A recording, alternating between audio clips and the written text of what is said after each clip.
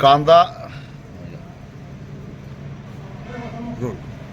कांद्याच्या आयात निर्यातीच्या संदर्भामध्ये भारत सरकारनं धरसोडीचं धोरण राबवलं.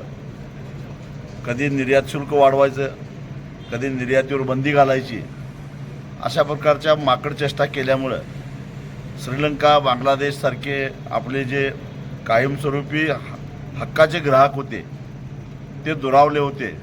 विशेषतः बांगलादेशामध्ये मोठ्या प्रमाणामध्ये कांद्याची आवश्यकता असताना बांगलादेशनं इराणमधून, अफगाणिस्तानामधून कांदा आयात करण्याचा निर्णय घेतलेला होता.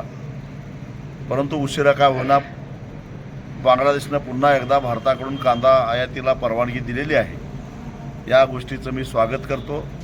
आता पुन्हा एकदा कांद्याच्या किमती वाढायला लागले त्या नावाखाली भारत सरकारनं निर्यात शुल्क वाढवणं, निर्यातीला बंदी घालणं असल्या माकडचेष्टा करू नयेत, एवढीच सरकारला माझी हात जोडून विनंती आहे.